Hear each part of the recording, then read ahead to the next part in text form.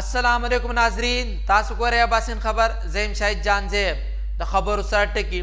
په بحیره احمر کې د امریکې F-18 تیارې تباهي، د حوثیانو د برید دعوا، د ریاست مخالف سرګرمیانو د ختمولو لپاره کوششونه به رواني، د پوج مشر. د خبرو تفصیل. په بحیره احمر کې د امریکې F-18 تیارې تباهي، د حوثیانو د برید دعوا. یمني حوثیانو دعوا کړې په بحیره احمر کې تباه شوې امریکې F-18 تیاره د دې د برید په نتیجه کې تباه شوې ده. د حوثیانو ترجمان یحیی سری ویلي چې یمني پوځیانو تېره شپه د امریکې او برطانیې برید مخه ونیوله.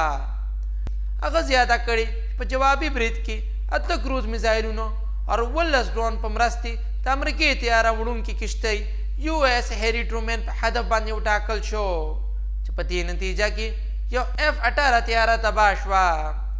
د ترجمان په وینا د دې برید نه وروسته امریکایي کشتۍ په بحیره احمر کې خپل پوزیشنونه بدلولو ته اړه شوه. بل خوا د امریکې سنټرل کمانډ ترجمان ویلي چې F-18 تیاره په تېروتو کې د امریکې میزایل کشتۍ ګیسلربرګ لخوا ویشتل شوې. په دې واقعې کې د تیارې دواړه پایلټان ژوندي پاتې شول، خو یو پایلټ معمولی زخمی شوی چې طبیعي مرسته ورته ورکړل شوه. د امریکې سنټرل کمانډ په وینا دې واقعې تحقیقات شروع شوي. د ریاست مخالف سرګرمیانو د ختمولو لپاره به کوششونه رواني.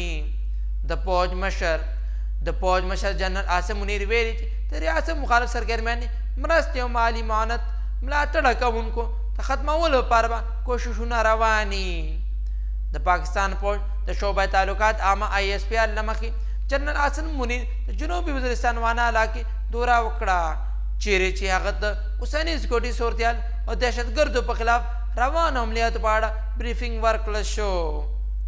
په دې موقع جنرال عاصم منیر د دهشتګردو سره مقابله کوونکو سرتیرو د اعظمو قربانیانو ستاینه وکړه.